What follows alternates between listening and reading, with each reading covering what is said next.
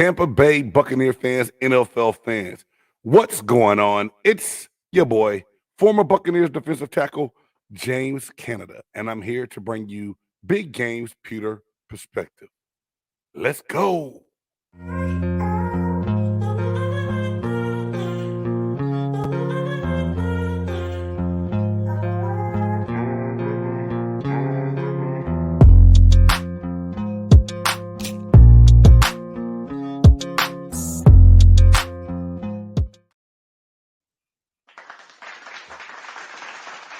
Hey, thank you all for stopping by to check out your boy real quick. Hey, if it's your first time, don't let it be your last time. Please make sure that you like, subscribe, and hit that notification bell so that you know every time that I drop brand new content. There's a couple things that's been going on that I haven't really had a chance to talk about lately, so I just want to touch on it real quick. Not gonna take a lot of your time, but first and foremost, former Buccaneers defensive tackle Gerald McCoy announced that has officially retired. Now, Gerald McCoy is a great player, but I had a lot of people reach out to me and ask me the question, big game, do you think that Gerald McCoy belongs in the Buccaneers Ring of Honor? And I simply said, yes. Hell yes, is in my opinion. Look, Gerald McCoy, 11 seasons total in the NFL. And if you just look at what he did, 334 tackles, 59 and a half sacks, 6 Pro Bowl selections, one first team, all first team, excuse me, one first team all NFL team. And to me, if Bruce Arians can get in off of winning one Super Bowl in the 3 years he was there, how in the world does Joe McCoy not get into the Buccaneers Ring of Honor? 9 seasons in Tampa was a staple, and I honestly believe that Joe McCoy, one of the best to do it, to wear the pewter and red uniform, just wasn't on the best of teams, but he definitely made the team better. He was a difference maker. That guy in his prime now on that defensive line, I mean, we wouldn't stop talking about what he and Vita Vea would be able to do together for a longer period of time than what it was. But anyway, Gerald McCoy has decided to officially retire. He released a video. I know a lot of Tampa Bay Buccaneer fans are giving Gerald McCoy a lot of love. And I just feel like it was right for me to say, congratulations, Gerald McCoy, on a great career in Tampa. And we wish you nothing but the best of luck. Buccaneers draft is coming up, y'all. Draft is coming up, and we are getting closer and closer. And a lot of people are asking and saying, "What should we do?" Some things have definitely changed, right, in the locker room. One of them being Devin White has come out and asked for a trade. Now, I don't know if that's a good, bad thing, whatever. How it's going to go? Yeah, I know. Devin White asked for a trade. I said, I don't know if it's a good or a bad thing. It's a bad thing because now obviously seems like he doesn't want to be there and he's not happy. I've talked about it on other shows. I've talked about it with other Buccaneer fans. Um, the rumor supposedly is he wants to be the highest paid interior linebacker in the NFL. He wants Roquan Smith money. He's not getting that.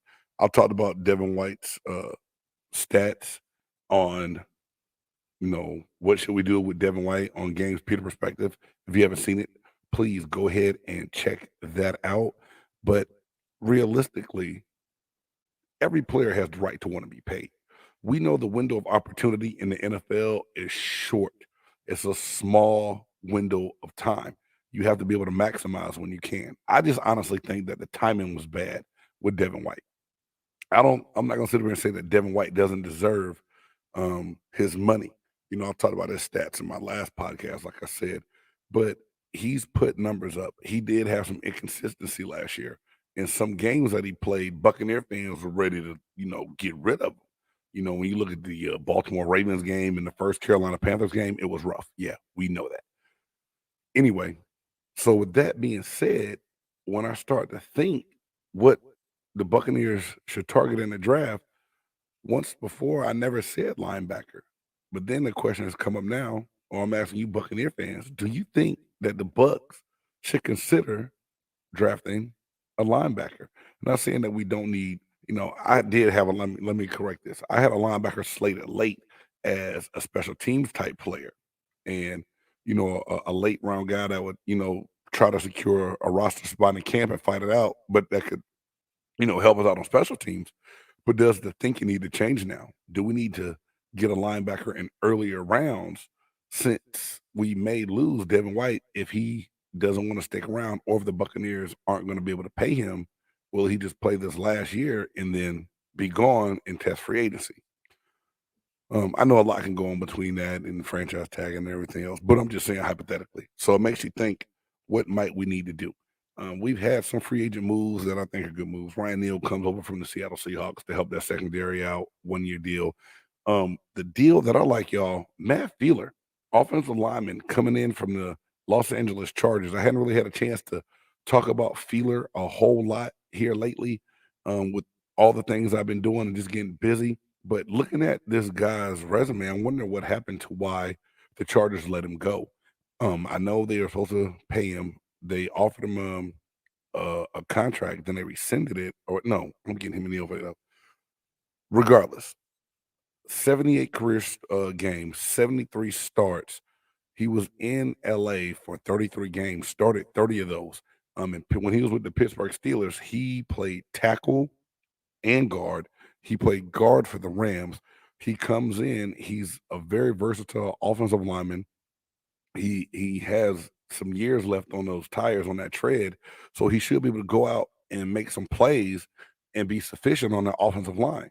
So now, in a lot of the mock drafts and things that I had going on, I had us addressing the offensive line maybe in that first round. With Matt Fielder being selected, can we change that?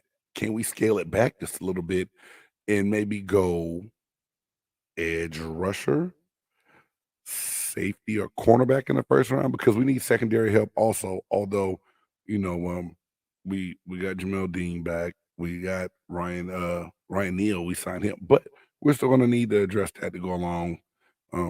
When Antoine Winfield Jr. and other pieces, just to make that um, secondary deep again.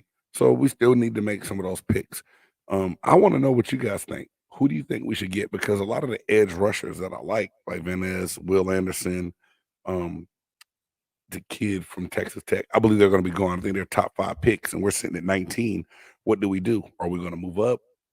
Is there someone we can steal later? A lot of people are still saying that we need a quarterback. Some people say that we were going to move up to get Will Levis. I hope that's not the case. I hope we can steal Hendon Hooker late or get another quarterback later on to add to that quarterback depth. But what are you guys thinking? Like I said, the secondary needs help. Edge rusher, quarterback. Everyone's going to say that since Tom is gone and we only have Trask and Baker Mayfield on the roster. But at the same time, they'll add someone else.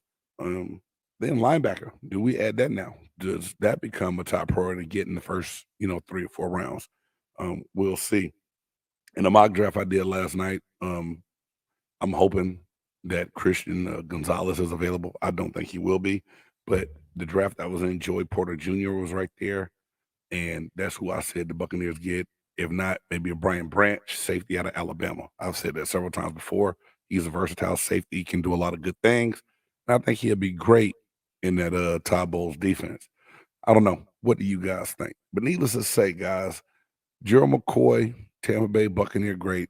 Does he deserve to be in the Buccaneers Ring of Honor? Drop that comment down below. Let me know what you think. Big Game says, not just yes, hell yes.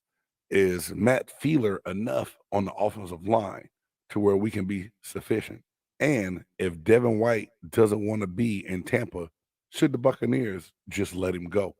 Hey, all that is what I'm talking about. Games Peter perspective. What the buck is going on are the questions we have to ask. And who will we draft if we stay at number 19 in the first round? It's going to be interesting. We're going to see. Stay tuned and watch some of these draft profiles that I drop leading up to the draft and see guys I think that will fit in well on this Buccaneers roster in the later rounds as well. Hey, it's your boy, former Buccaneers defensive tackle James Canada. This is Games Pewter Perspective. Thank you for stopping by. And as always, Peace.